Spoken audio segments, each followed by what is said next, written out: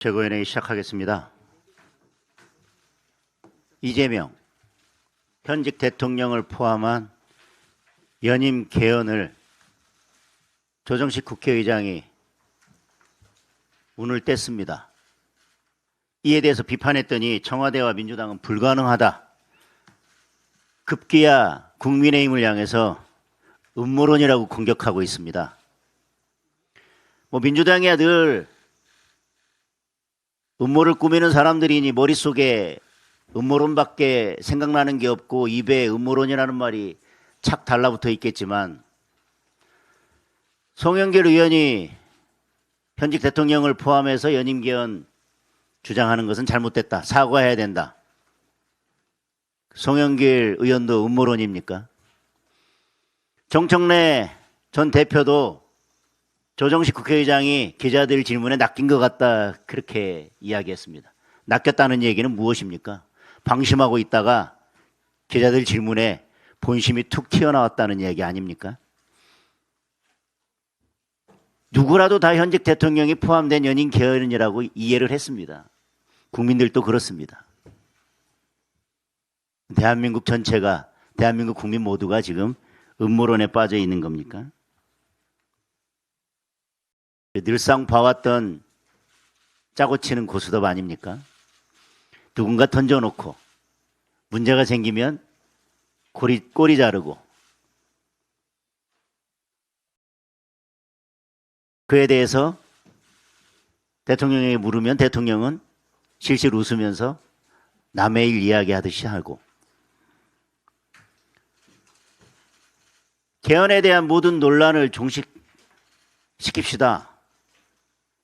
오해에 대한 논란도 종식시킵시다.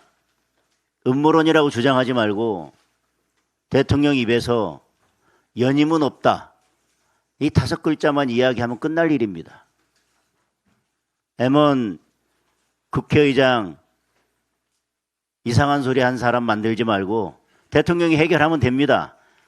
그렇게 아끼고 특보로 데려다 특별 교육시켜서 국회의장 내보냈으면, 그래서 국회의장까지 만들었으면 대통령께서 지켜주셔야죠. 연임은 없다, 이 5글자만 말씀하십시오. 국민들 앞에 연임은 없다, 이 5글자를 말하지 못하면 국민들은 곧 이재명 탄핵이라는 새로운 5글자로 넘어갈 것입니다.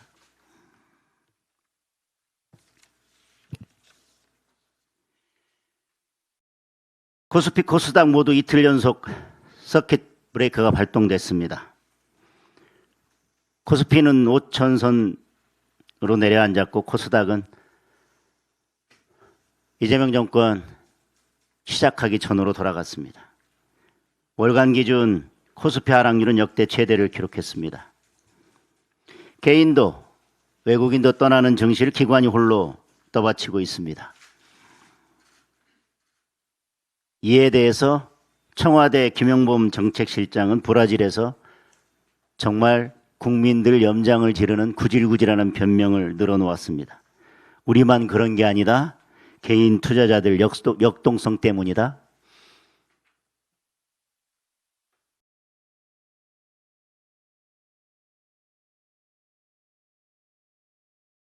여기에 한마디만 더 보태면 한국으로 오는 비행기 못 탈 줄도 모릅니다.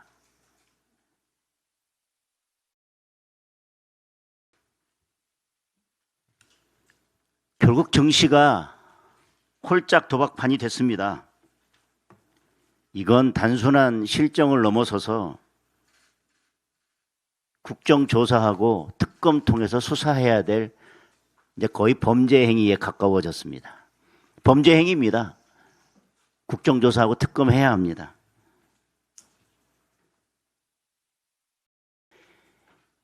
이렇게 현실 상황 인식을 못하고 대통령도 빚내서 투자하라겠다가 이 지경까지 왔는데 남의 일처럼 침묵만 하고 있고, 청와대 정책실장은 국민 염장 지르는 말만 하고 있고, 이제 국정조사와 특검이 답인 것 같습니다. 어제 법사위에서 한번 국민을 분노케 하는 일이 벌어졌습니다. 이재명 정권은 이제 정권이 더 유지되기를 포기한 것 같습니다. 이재명 한 사람만 살릴 수 있다면 뭐 정권을 내주든 대한민국을 거덜내든 전혀 관심이 없어 보입니다. 이재명 한 사람 살리자고 사심제, 대법관 증언, 법 왜곡죄까지 만들고 공소청법에는 공소 취소할 수 있는 조항까지 집어넣어놓고 어제 보안수사권 폐지한다면서 형사소송법 개정할 때는 그도 못 믿어왔는지 판사로 하여금 이재명 공소기각 판결하라고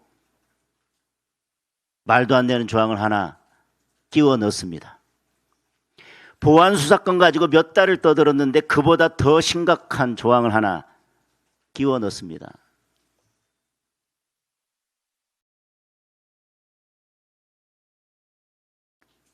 그래놓고 정작 국민들이 60일 넘게 부르짖고 있는 참정권 침해에 대한 특검은 아직 합의조차 해주지 않고 있습니다. 중앙선관위가 엑셀 파일까지 내려보내서 전산 조작하라고 한 정황까지 다 드러났습니다. 도대체 수사 범위에서 무엇을 제한하겠다는 것입니까?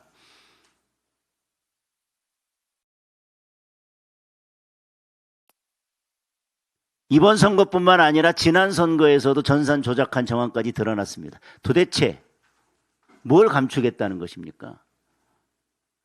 수사 대상에 무슨 제한을 두겠다는 것입니까? 투표용지 부족 사태가 발생했을 때 선관위는 독립적으로 운영되는 기관이니까 대통령은 책임 없다고 발빼더니 민주당과 전혀 관련 없고 독립적으로 움직이는 선관위 수사하겠다고 하는데 민주당이 이것저것 빼자고 할 이유가 도대체 뭐가 있습니까? 뭐가 두려워서 민주당이 어떻게 엮여 있길래 자꾸 수사 대상에 대해서 제한을 두자고 하는 것입니까? 그 이전 선거, 이번 지방선거, 그 전에 대선 공정하게 이루어졌고 단 한 표도 국민의 표가 침해된 것이 없다면 민주당이 수사 대상에 대해서 이런저런 이야기를 하면서 특검법에 합의 못하는 이유가 도대체 무엇입니까?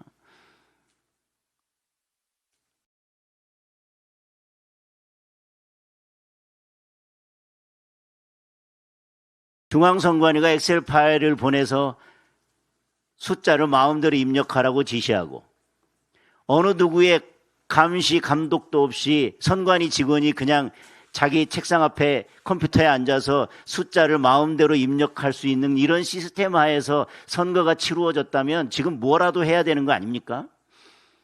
보안수사권 폐지하는 법안, 대통령 공소 기각 판결하도록 형사소송법 개정하면서 이 마당에 특검법에 대한 합의는 미룬다?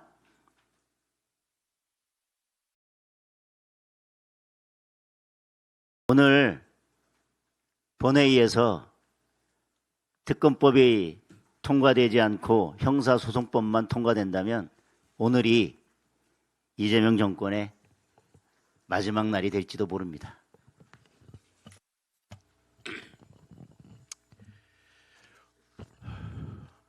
오늘 민주당이 보안수사권 폐지 법안을 본회의에 올릴 예정입니다. 민주당은 이미 폐지라는 결론을 정해놨습니다. 국회의 토론과 수기 절차를 요식행위로 전락시켰습니다.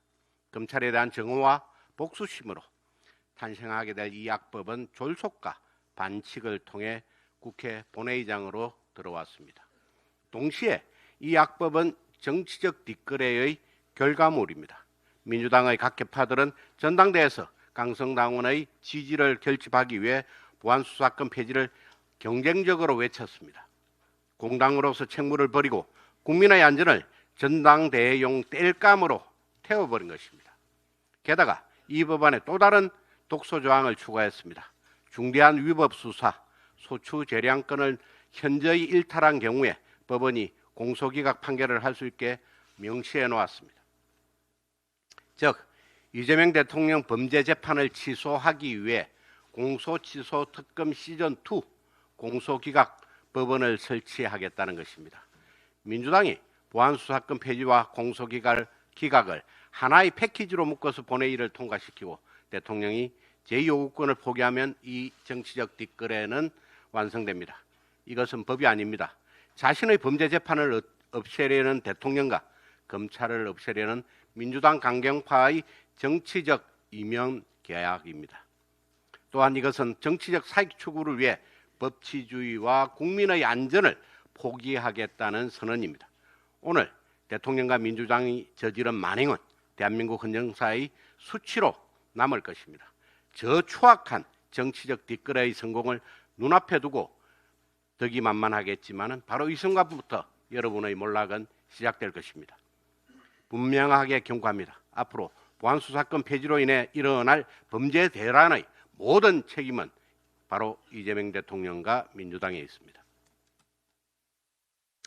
연임 개헌 논란은 단순히 조정식 의장 개인의 말실수로 보기 어렵습니다.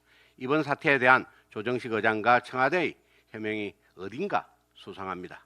현직 대통령의 연임을 위한 개헌이 가능하냐는 질문에 대한 정상적인 답변은 연임이 웬 말이냐, 연임이라니 장코대 같은 소리다라는 것입니다. 이것이 이재명 대통령 연임 시도에 대한 대다수 국민들의 반응이기도 합니다. 그런데 청와대는 현실적으로 불가능하다. 조정식 의장은 헌법 제128조 2항의 내용은 존중되어야 한다는 이상한 해명을 내놓았습니다. 마치 하고 싶지만 할 수 없다 또는 할 수 있으면 하고 싶다라는 뉘앙스로 들립니다. 이미 여권에는 연임 이야기가 파다하게 퍼져 있습니다. 작년 국감에서 조원철 법제처장은 결국 국민이 결단해야 할 문제라고 말했습니다. 조정식 의장과 사실상 똑같은 주장입니다. 김민석 전 총리는 신용환 충북지사를 만나서 현재까지는 법적으로 대통령의 연임이 안 된다고 말했다고 합니다. 유시민 작가도 매불쇼에서 이재명 대통령의 연임은 헌법적으로 불가능하다. 그런데 뉴 이재명 세력이 마치 그것이 가능한 것처럼 전제를 두고 그것을 문재인, 유시민, 김어준 등이 가로막고 있다는 식의 언사를 공유한다라고 말한 바 있습니다.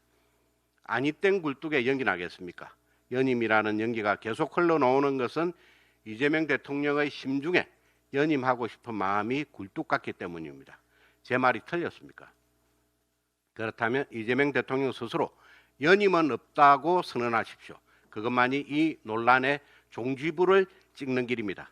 대통령 본인의 입으로 연임은 없다고 선언하지 않으면 논란은 계속될 것입니다.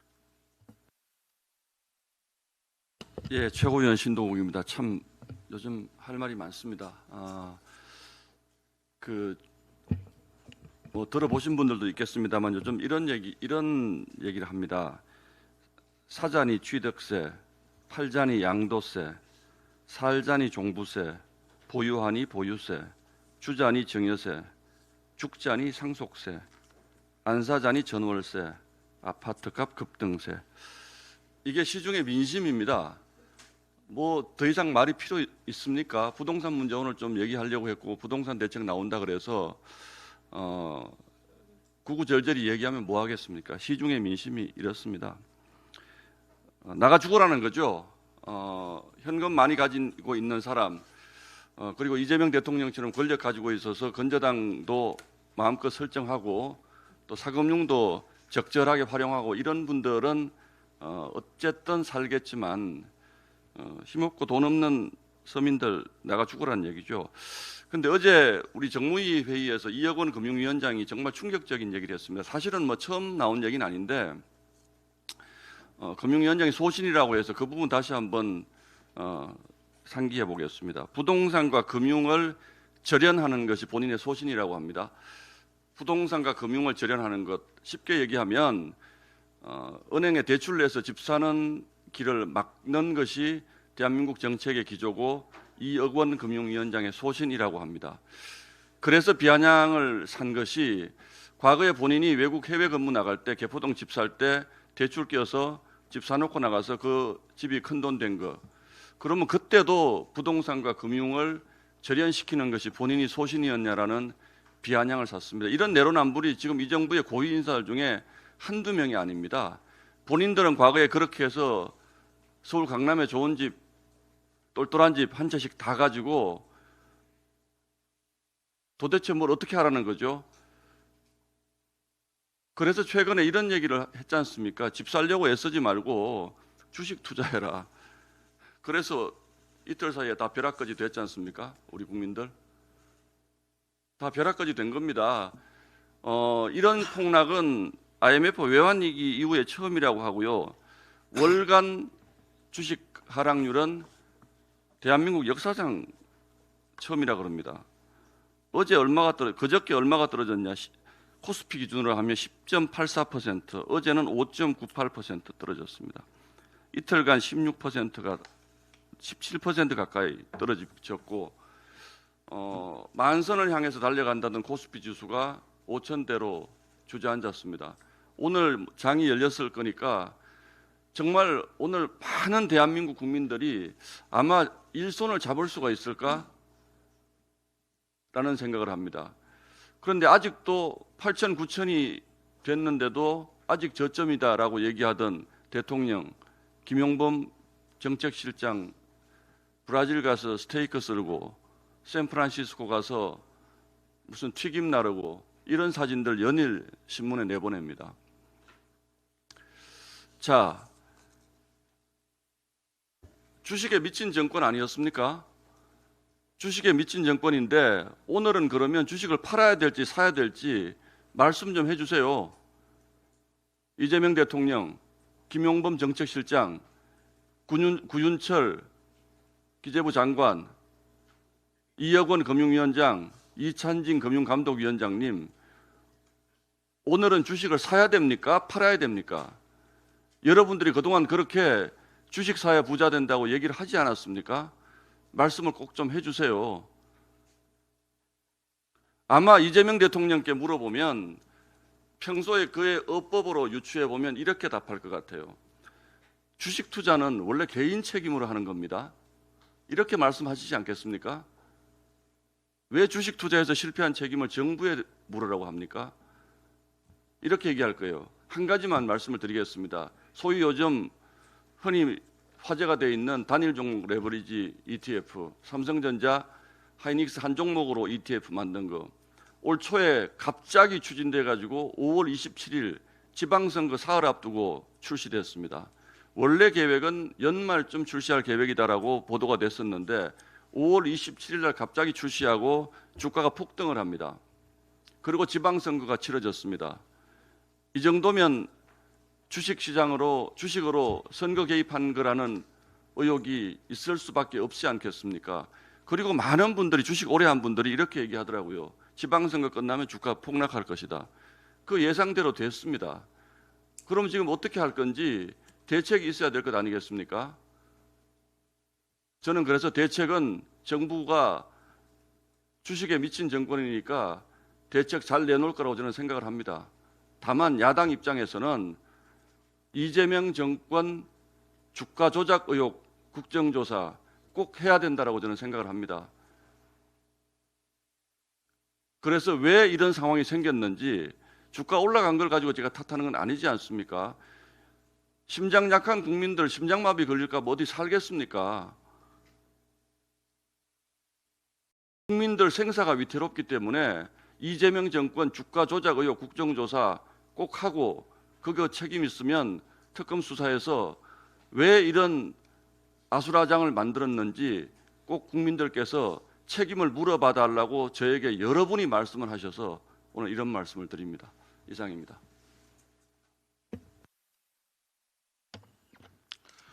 네, 최고위원 김민수입니다.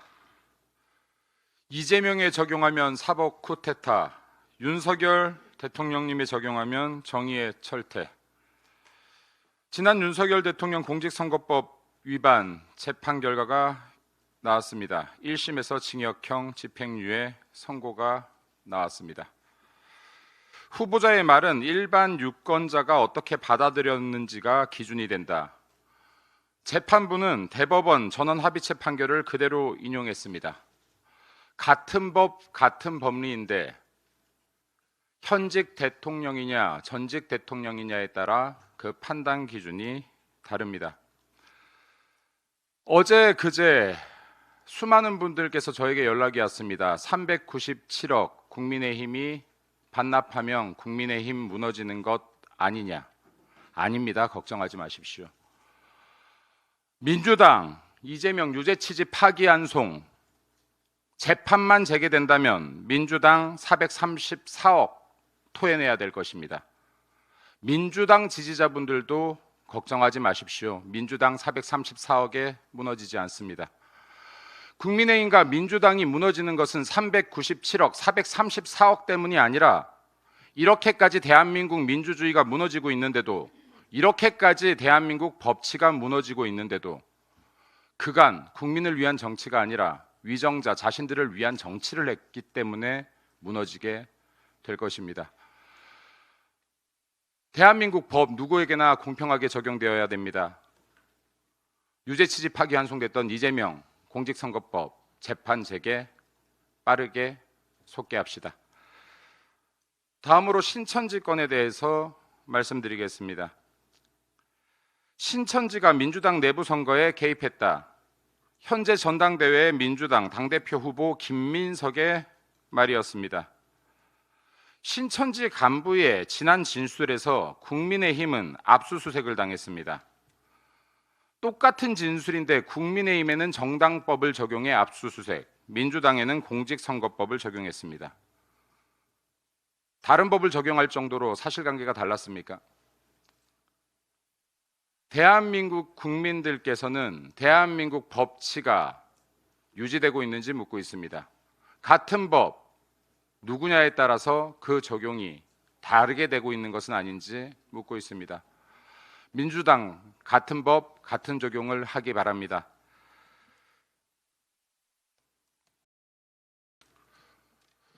한 남자가 특수절도 후에 경찰서에 자수하기 위해 경찰서를 찾았습니다. 지난 5월 22일에 일어난 일입니다. 경찰은 자수를 하러 온 남자에게 경찰서 밖에서 잠시만 기다려달라고 한 뒤 자수하러 온 사람이 나가자마자 밖으로 나가서 긴급 체포를 했습니다. 본인의 실적을 만들기 위한 일이었습니다. 국민 여러분, 이게 지금 대한민국 현실입니다. 긴급 체포했다라고 주장했을 뿐만 아니라 특수절도한 돈이 있을 테니 돈도 압수했다라고 했습니다. 이러한 사건이 밝혀지게 된 이유, 검찰의 보안 수사를 통해서입니다. 민주당 한 의원이 검찰의 보안 수사권을 폐지하는 것, 국민의힘이 이렇게까지 반대하는 이유가 보안 수사권이 절대 권력, 절대 반지이기 때문이라고 하는 이야기를 들었습니다. 반지의 제왕 영화 다시 보시기 바랍니다. 절대 반지를 누구에게 끼워 주었느냐에 따라서 권력이 남용되는 것이 아닙니다. 대한민국 국민들께서는 권력을 누가 가졌냐를 묻고 있는 것이 아니라 권력을 사용하는 자들이 남용하는 것에 분노하는 것이며 남용된 권력이 책임을 지지 않는 것에 분노하고 있는 것입니다.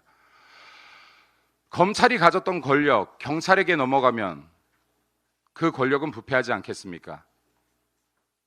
권력을 토스하는 놀이를 할 것이 아니라 권력이 남용되는 것이 문제라면 권력 남용에 대한 제도 개선을 하기 바랍니다. 조정식 의원 개헌 발언에 대해서 한마디 하겠습니다. 국민을 위한 개헌인데 현직 대통령에 앉은 자의 연임 이야기가 나옵니다. 국민을 핑계로 밑장 빼게 하는 겁니까?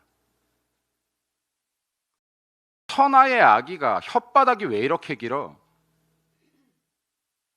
영화 타짜의 대사였습니다. 이재명과 민주당에 고합니다. 말이 길 이유가 없습니다. 연임은 없다. 5글자면 됩니다. 국민을 핑계로 밑장 빼기 정치하지 마시고 국민을 위한 정치하시기 바랍니다. 이야기해야 될 게 너무나 많은데 오늘 줄이고 줄여도 이 정도인 것 같습니다. 대한민국 최전방 GP와 GOP에서 실탄조차 없는 빙총 경계가 일어나고 있습니다. 총에서 빠진 것은 실탄이 아니라 북한에 대한 경계심입니다. GP는 단 한 번의 방심도 허용되지 않는 곳입니다. 실탄이 빠진 채 GP, GOP 경계가 이루어졌다. 합참이 몰랐다고 합니다. 군의 기강이, 군의 보고 체제가 얼마나 무너진지를 보여주는 사건입니다. GOP에서 소대장을 지냈던 사람으로서 분노하지 않을 수가 없습니다. GP, GOP의 경계는 국민의 생명을 지키는 일입니다. GP의 총탄도 재장전하시기 바라고 북한에 대한 경계심도 재장전하시기를 바랍니다. 또한 이와 같은 지시를 한 지휘관들에 대해서 엄중한 처벌과 조사를 촉구합니다. 마지막으로 국민 생활과 관계된 너무나 웃긴 뉴스를 봐서 한 말씀 드리겠습니다. 요즘 날씨가 너무 더워서 해안가를 찾는 국민들이 많습니다. 해안가에 가셔서 누구나 폭죽놀이 해보셨을 겁니다. 폭죽놀이가 불법이라고 합니다. 수많은 경찰 병력들이 국민들의 폭죽놀이를 감시하기 위해서 순찰을 돕니다. 이거 얼마나 큰 행정력입니까? 그런데 정작 폭죽을 파는 것이 불법이 아니라고 합니다. 폭죽을 파는 사람은 폭죽 터뜨려도 됩니다라고 해서 국민들께 팔고, 국민들께서 해안가에서 폭죽을 터뜨리고 있으면 경찰들이 와서 제지를 합니다. 이런 웃기는 법이 대한민국에 아직까지도 2026년까지 존속되고 있으면 되겠습니까? 폭죽이 위험해서 불법이라면 폭죽 판매를 금지해야 맞는 겁니다. 국회의원들 일 좀 합시다. 이상입니다. 네.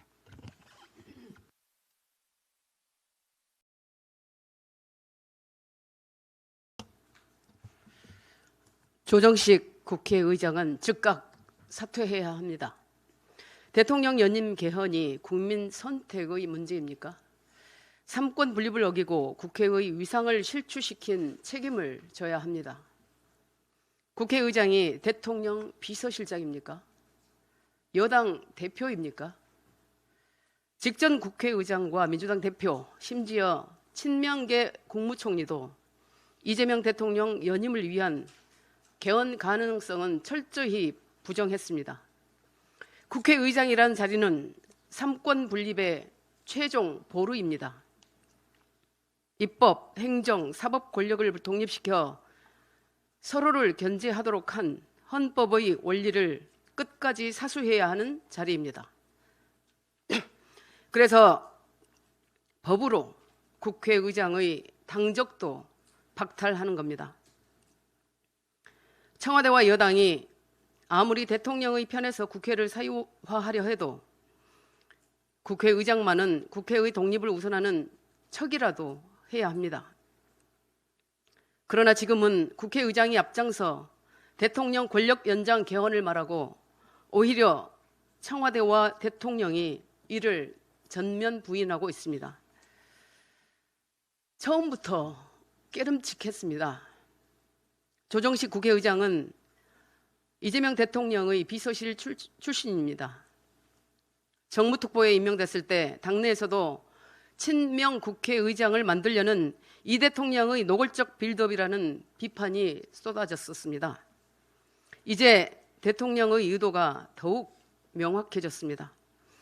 일반 국민과 보통의 정치인은 감히 상상도 못할 연임 대통령의 꿈을 이루어줄 사람이었던 겁니다. 헌법 조항과 부칙까지 개정해줄 행동대장이었던 겁니다. 대한민국의 민주주의가 큰 위험에 빠졌습니다. 극단적인 예를 들어볼까요?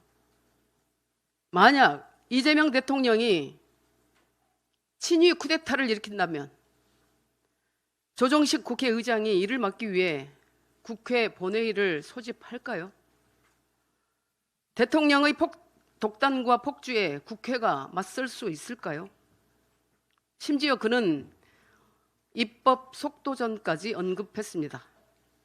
국회의 입법 과정에서 가장 신중하고 진정성 있게 여야의 대화와 합의를 이끌 입법부 수장이 할 말이 아닙니다. 국회의장은 입법의 속도를 재촉하는 사람이 아니라 입법의 정당성과 절차를 지키는 사람이어야 합니다. 어제 조정식 국회의장은 자신의 연임 발언이 실수인 듯 국민과 언론이 자기 말을 오해하고 있다고 해명했습니다. 그러나 모두가 압니다. 그는 실언을 한 것이 아니라 속내를 모두에게 들켜버린 것입니다. 어리석게도 조정식 국회의장의 발언은 세 가지 폭탄이 되어버렸습니다. 당선을 바라는 친명 당대표 후보의 승기를 꺾어버리고 이재명 대통령에 대한 국민의 신뢰와 지지율을 꺾어버리고 가뜩이나 어려운 권력구조 개편 개헌의 불씨도 꺼버렸습니다. 국회의장이 국민이 아닌 대통령만 바라보며 충성한 결과입니다. 조정식 국회의장은 대통령을 극복할 소신과 용기가 없다면 나라를 위해서 또 민주진영을 위해서도 그 자리에서 당장 내려오십시오. 그것이 그 옛날 연임을 탐내던 독재자를 끌어내리려 목숨 걸었던 수많은 민주시민과 투사들에 대한 예의일 것입니다. 이상입니다.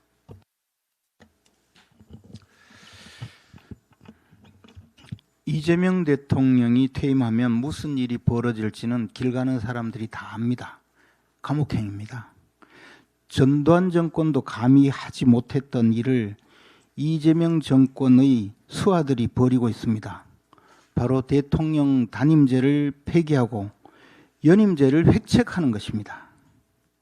지금 개헌을 통해서 시도를 해보려다가 이것이 민주당 전당대회에 가로막혀서 잠시 물러나고 있지만 이 권력에 빌붙은 아부꾼들 제2, 제3의 조정식은 계속 나올 겁니다. 이재명 정권은 주식시장도 초토화시키고 있습니다. 29일에는 코스피가 10.84%, 732.09포인트가 폭락했습니다. 29일 어제는 5.98%, 360포인트가 또 폭락을 했습니다. 서킷 브레이크 제도가 도입된 지 20년이 넘었습니다. 그동안에 15번 발령이 됐습니다. 20년이 넘는 동안 15번 발령되었는데 금년에 9번 발령이 됐습니다. 어제 그저께는 이틀 동안 연속 서킷 브레이크가 발령이 됐는데요. 이것은 이제 주식시장이 완전 초토화되고 홀짝 게임보다 못해졌다는 그런 뜻입니다.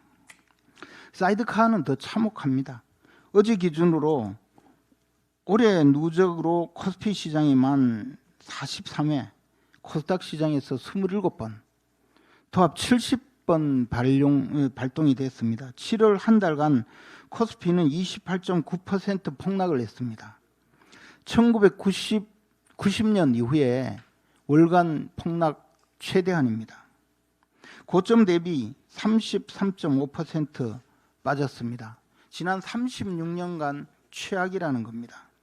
시중에서는 코스피 지수 5천을 만들겠다는 이재명 대통령의 공약이 드디어 실천되고 있다고 합니다.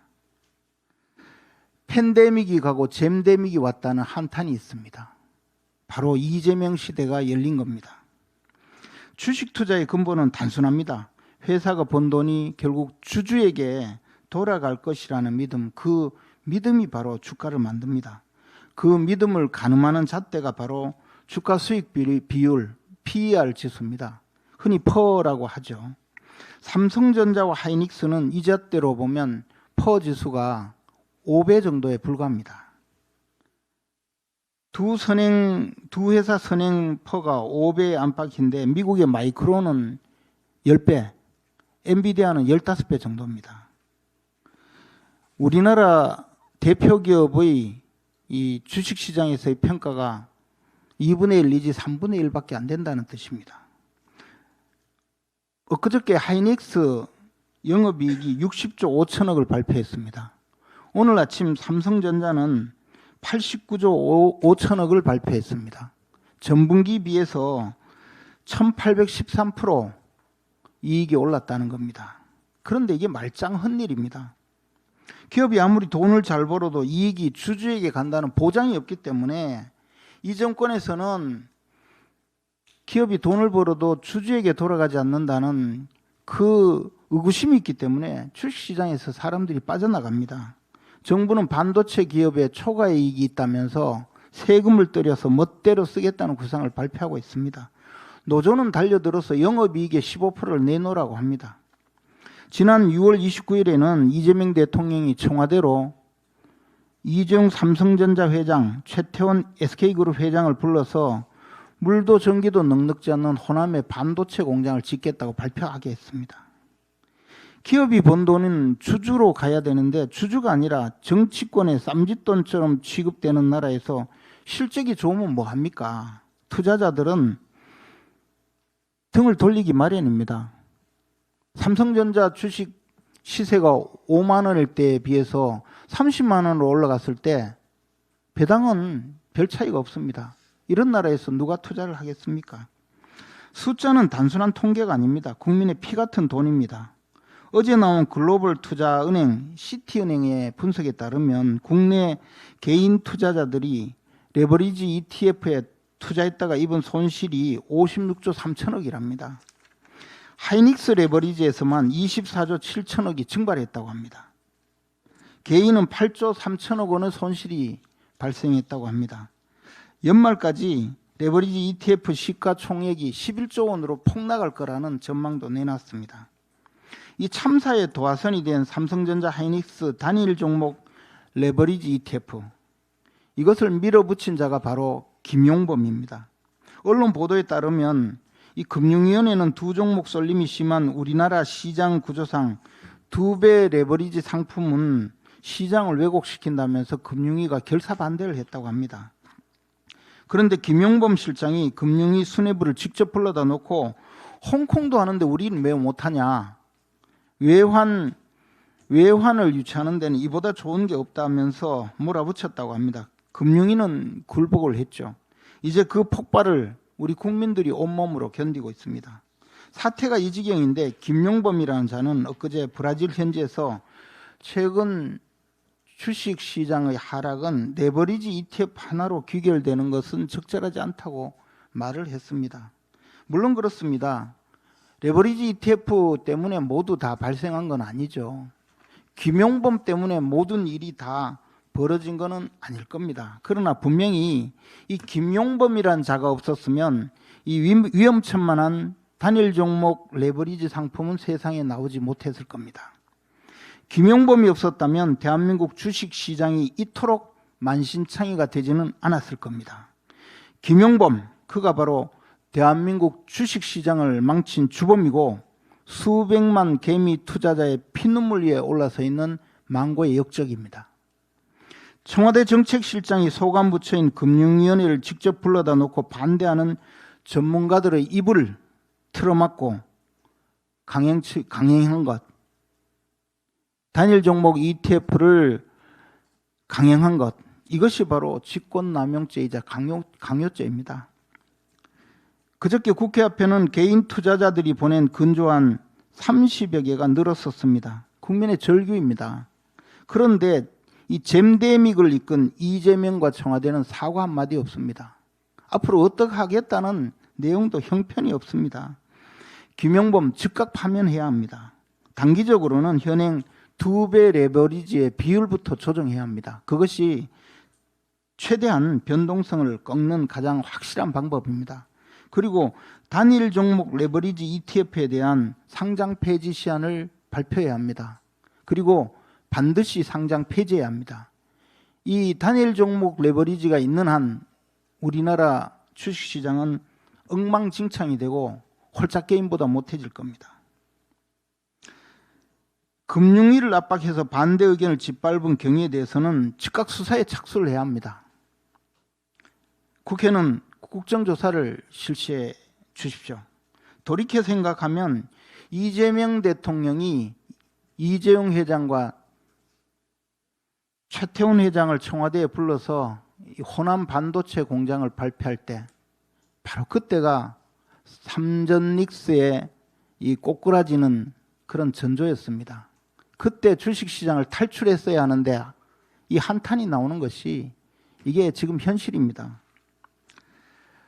호남 반도체를 발표할 때가 바로 삼전닉스를 팔 때였습니다. 주식 투자자의 한숨이 들립니다. 그래서 국장 탈출은 지능순이다 이런 말이 나오고 있는 것입니다. 우리나라 잼데믹 시대를 연 이재명 대통령, 귀국 전에 김용범부터 파면하십시오.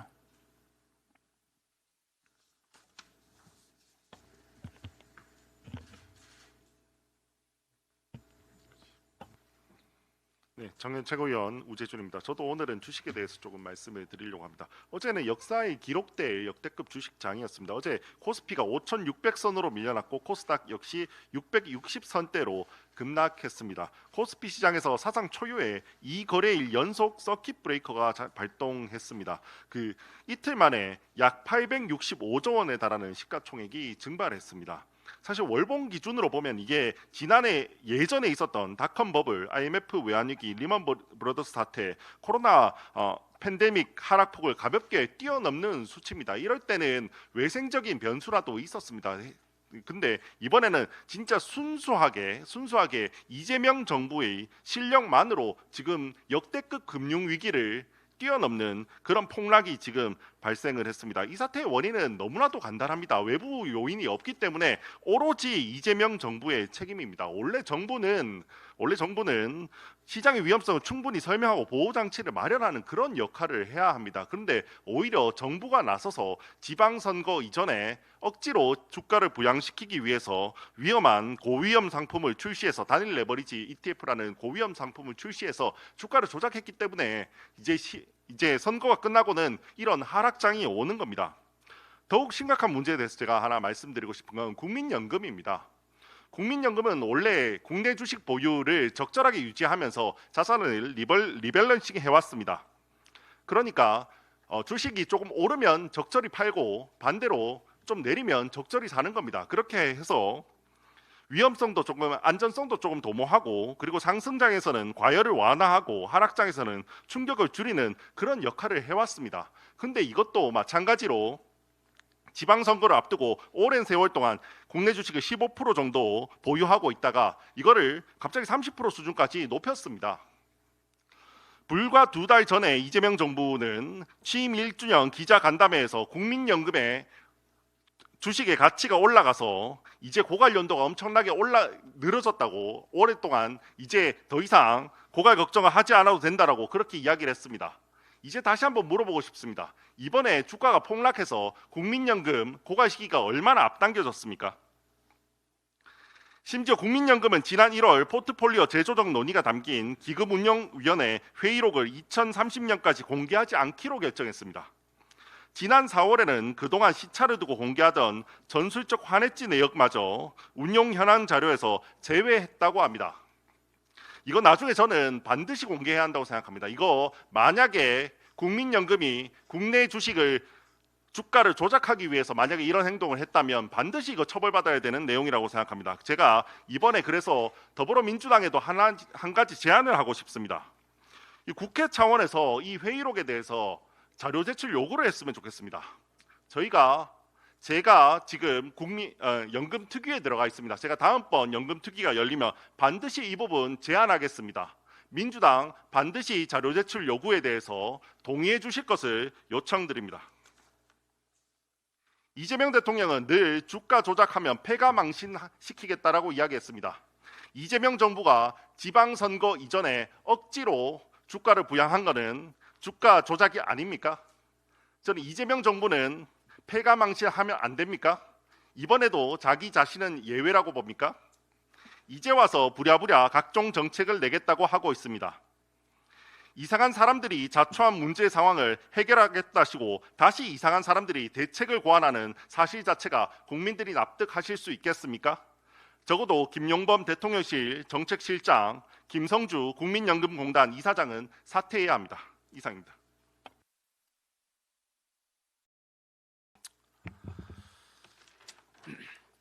로마는 하루아침에 이루어지지 않았다는 말이 있습니다. 이 말을 반대로 해석해 보면 한 국가는 하루아침에 무너지진 않지만 서서히 무너지다가 한순간에 와장창 무너진다로 해석할 수 있습니다. 어쩌면 지금의 대한민국은 서서히 무너지고 있는 중이고 한순간 완전히 몰락할지도 모릅니다. 지난번에 저는 성수대교와 삼풍백화점이 어느 날 갑자기 붕괴되지 않았다고 말씀드렸습니다. 인간사 모든 참사의 가장 핵심 원인은 인간의 탐욕과 어리석음입니다. 특히 권력의 어리석음은 그대로 재앙이 됩니다. 2015년작 영화 빅쇼트는 2008년 세계 경제를 뒤흔들었던 미국의 서브프라임 모기지 사태를 사실적으로 다룬 작품입니다. 2007년 부동산 거품이 꺼지면서 급격한 대출금 연체가 발생합니다. 그 여파로 거대 금융기관인 리먼 브러더스가 파산하며 세계 경제는 치명적인 타격을 입게 됩니다. 핵심은 명확합니다. 국민들이 빚에 빚을 얹어 시장을 과열시키는 동안 정부와 금융감독기관 그리고 신용평가사들이 긴박한 위험 신호를 외면한 채 수수방관했다는 사실입니다. 지금 날카로운 작두 위에 서 있는 것처럼 대한민국 경제는 위태위태합니다. 실물 경제 전 분야에서 특히 자영업과 부동산 분야에서 붕괴와 몰락의 경고등이 켜진 가운데 현 정부가 유일하게 자화자찬한 분야가 코스피 지수였습니다. 현 정부 출범 시 2,800이던 코스피 지수는 1년 만에 9,000까지 6,000포인트 넘게 올라갔습니다. 하지만 6월 18일 9,000까지 올라갔던 코스피 지수는 어제 5,600선을 찍고 40일 만에 3,400이 사라졌습니다. 올해 서킷 브레이크는 어제까지 총 9번인데 그중 7번이 5월 27일 레버리지 ETF가 상장된 뒤 2달 동안 일어난 일입니다. 이틀 연속 서킷 브레이크도 사상 초유의 일입니다. 97년 외환 위기 때보다 훨씬 더 심각한 상황입니다. 대통령인지 김용범 실장인지 청와대가 주도해 밀어붙인 단일 종목 레버리지 ETF 상품이 대한민국 증시를 난장판으로 만들어 놓았습니다. 초고위험 상품을 시행령까지 편법으로 고쳐가며 5개월 만에 졸속 추진하더니 결국 수많은 개미 투자자들에게 천문학적인 피해를 안기고 국민 자산을 잿더미로 만들어 버렸습니다. 이 상품의 몰락이 대한민국 경제 전체에 가져올 충격은 가늠하기 어렵다는 것이 전문가들의 공통된 진단입니다. 외신의 경고 또한 냉혹합니다. 월스트리트 저널은 카지노와 오징어 게임 같은 투기판이 한국에서 벌어지고 있다고 지적했고, 블룸버그 통신은 삼전 닉스 폭락을 가져온 레버리지 ETF 사태의 책임은 한국 정부에 있다고 보도했습니다. 경제 붕괴만이 아니고 국방 붕괴, 사회 붕괴의 징후들이 도처에서 나타나고 있습니다. 작년부터 계속되어 왔던 형사 사법 질서 파괴에 이어 보안 수사권 박탈, 이재명 재판 취소용 공소기각 사유 확대까지 기어이 사회 안전 시스템을 난장판으로 만들고야 말았습니다. 이제 우리 사회의 안전, 믿음, 신뢰라는 공동체 유지의 질서는 사라질 것이고 그 자리를 극한의 대립과 갈등 그리고 불신이 사회를 지배하게 될 것입니다. 이 심각한 사회 붕괴, 경제 붕괴 조짐에 할 수 있는 모든 에너지를 쏟아야 할 청와대와 정부, 민주당이 이 위기 상황에 대해 대처하는 자세를 보면 참으로 안타깝고 두렵습니다. 강 건너 불구경 보듯이 처진해서 국가의 붕괴가 현실로 나타나게 된다면 지금의 핵심적인 위치에 계신 분들은 반드시 역사의 준엄한 심판을 받게 될 것입니다. 청와대와 정부, 민주당의 책임 있는 자리에 계신 분들이 국민이 안심할 수 있도록 본인들이 해야 할 의무와 책임을 최대한 해야 합니다. 실력이 부족한 건 어쩔 수 없지만 본인들이 해야 할 가장 중요한 그리고 가장 우선해야 할 역할이 무엇인지조차 모르는 것은 국민들을 공포로 만들고 있습니다. 지금은 개헌이니 공소 취소니 이런 일에 에너지를 쏟을 때가 아닙니다. 경제가 무너지면 댐의 뚝이 무너지는 겁니다. 청와대, 정부, 민주당 제발 정신 차리셔야 합니다. 이상입니다.